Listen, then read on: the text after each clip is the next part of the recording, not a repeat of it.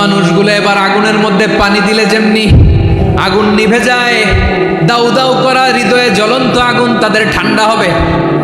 কিয়ামতের ময়দানে ওই বিভীষিকাময় সময়ে মুসিবতের কালে মানুষগুলো পাগল হয়ে বিশ্বনবীকে খুঁজতে আরম্ভ করবে।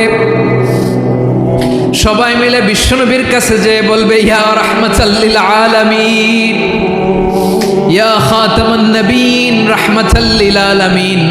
দেখেন আমাদের কি অবস্থা, কি কঠিন বিপদে আমরা আছি, দাঁড়াতে পারি না, সূর্যের আলোতে ঘেমে হয়রান।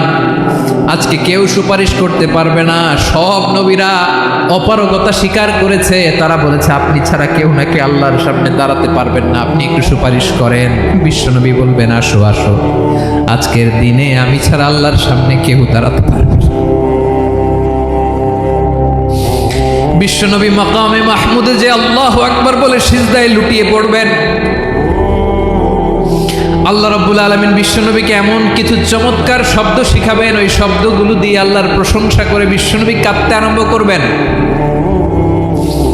বিশ্বনবী এমন ভাবে অজর দ্বারায় সিজদায় লুটিয়ে পড়ে কাঁদবেন, রব্বুল আলামিনের রহমতের দরিয়ায় জোশ লেগে যাবে। রব্বুল আলামিন এই দৃশ্য দেখে সহ্য করতে পারবেন না। রব্বুল আলামিন বলবেন, ইয়া মুহাম্মদ ইরফা রাসাক, ও নবী আপনি মাথা তোলেন,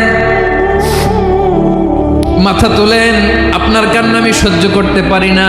নবী আপনি মাথা তোলেন, সাল তুতা, আজকে আপনি যা চাবেন তাই দেব। নবী আপনি সিজদা থেকে মাথা তুলেন, সাল তুতা, যা চাবেন তাই দেব।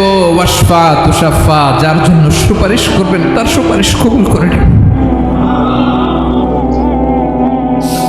বিশ্বনবী এবার মাথা তুলবেন।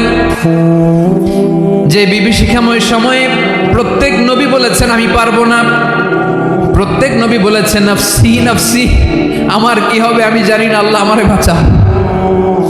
প্রতিটি নবী বলবে নফসি নফসি, আল্লাহ তুমি আমারে বাঁচাও, আমারে বাঁচাও। বিশ্বনবী মাথা তুলবেন, তুলে বলবেন রব্বি হাবলি উম্মতি, আল্লাহ তুমি আমার গুনাহগার উম্মতকে বাঁচাও।